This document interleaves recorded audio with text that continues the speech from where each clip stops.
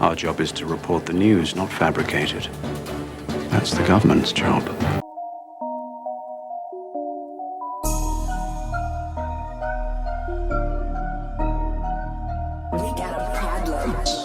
Now, I thought I should address this and give my thoughts on it, even though I expect all of you know by now that Nigel Farage is back and hoping to make more waves among Tory party ranks once again. He has relaunched the Brexit Party as Reform UK, hoping to apply some pressure to the government on its ridiculous lockdowns that, as we know, are a monumental mistake, an act of self-harm on the country. The health of this nation depends on the wealth of this nation. All of us sitting at home is not paying for public services. It does not help to protect the NHS, the old or the ill, because good luck paying for all that when the country's broke as a joke without a pot to piss in. Lockdowns, as we know now, cost us £2.5 billion a day, and in a few years at most, we will see just how many lives these lockdowns have actually cost us. Then I have to say, the chickens will come home to roost, putting the Tories right in the shit. Most people still won't vote Labour obviously, but it will be like the voter exodus the Tories witnessed in early 2019 that sent Maybot packing, if you remember. Nigel, like with the Maybot Brexit betrayal, is hoping to put the brakes on the Tory party lunacy, which Farage might be able to do, but it won't happen in time to stop this week's lockdown, as we all know. The only people who can do that right now is our MPs in Parliament, which means we need an email writing campaign to our MPs telling them not to vote for this bill, or we will vote for another party next time. Remember, that is all these people understand. Losing their 80k a year salary and 250 grand a year expenses claims is what really matters to them. Safe seats are drying up for the main parties, as Labour experienced last December, so they should really take note of what we have to say to them. Now, Farage and his new party are saying he wants to bring down the House of Lords, the Home Office, the BBC, change the voting system, immigration policies, and the corrupt system as a whole. Pretty much Brexit Party policies from before, but now going against the government's lockdown lunacy and dodgy cherry-picked data by Sage. This was announced in the Telegraph last night, where he calls out the response to this shit show they are trying to make our lives. So let's have a quick look at that. It headlines, "We're relaunching the Brexit Party to fight this cruel and unnecessary lockdown. It's time to end the political consensus that there is no alternative to shutting people up in their homes." Now, I'm not going to read the first bit where he talks about what Brexit Party stood for. We all know about that already. He says the institutions and policies that require change are formidable, and once again we will have to take on powerful vested interests. The House of Lords, the BBC, the way we vote, law and order, immigration, badly run, wasteful quangos are in abundance. The Home Office is not fit for purpose. This government has taken cronyism to a whole new level. Waste of taxpayers' hard-earned cash is off the scale. That, if you ask me, is the understatement of the century. I actually need to do a video on the government spending and where it's gone at some point. It continues, the single most pressing issue is the government's woeful response to the coronavirus. The strategy has been to terrify the nation into submission,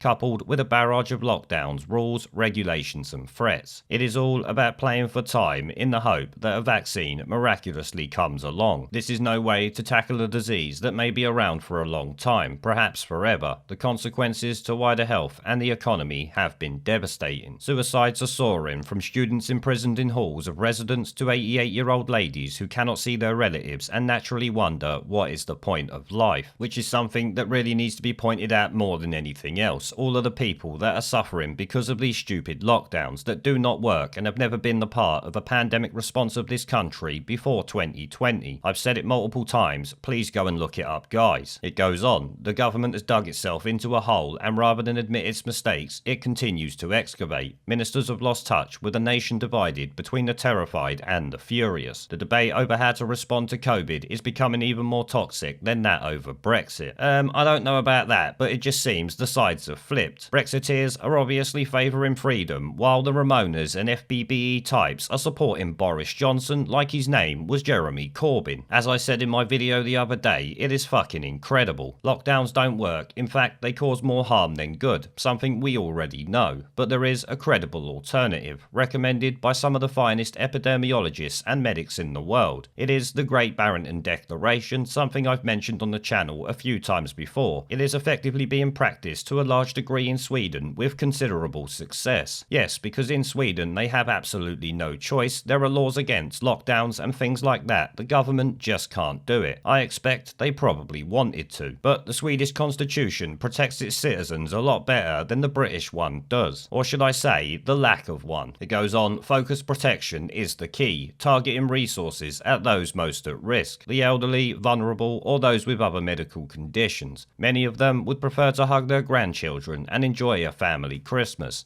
They should not be criminalised for these simple acts that make life worth living, particularly in their final years. Never mind in their final years, no one should be criminalised for that. Remember, it's not selfish to have and want your freedom. The same way it's not selfish to want to spend time with your family and friends. These are your human rights. It says the rest of the population should, with good hygiene measures and a dose of common sense, get on with life, which was the pandemic response before this year, as I've said before. This way, we build immunity in the population. The young act as warriors, creating a shield of protection. Multi-generational households will of course need to implement stricter measures, that goes without saying. The thousands of scientists who signed the Barrington Declaration, however, have faced quite disgraceful abuse. The truth is that the Declaration frightened governments and all those who think that locking up people represents the moral high ground. But the opposite is true. Imprisoning people is unspeakable cruelty, which goes without saying, and as I've said, is actually against our human rights.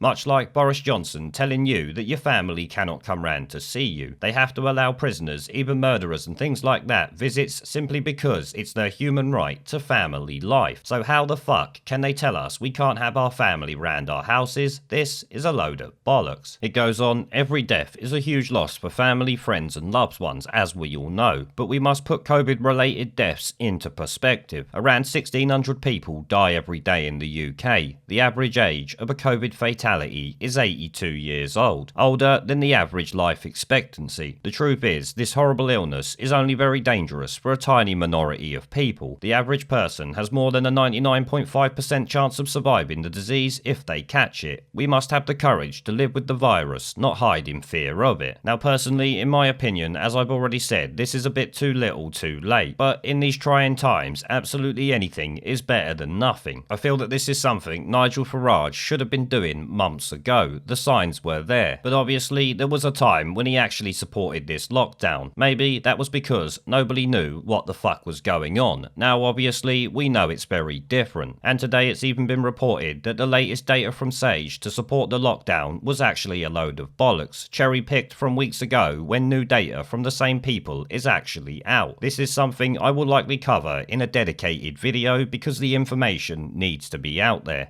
There is a pattern consistent throughout history of oppressed people turning on the oppressors, slaves against their owners, the peasantry against the feudal barons, colonies, Mr. Verhofstadt, against their empires, and that is why Britain is leaving. And it doesn't matter which language you use, we are going and we are glad to be going. We're off.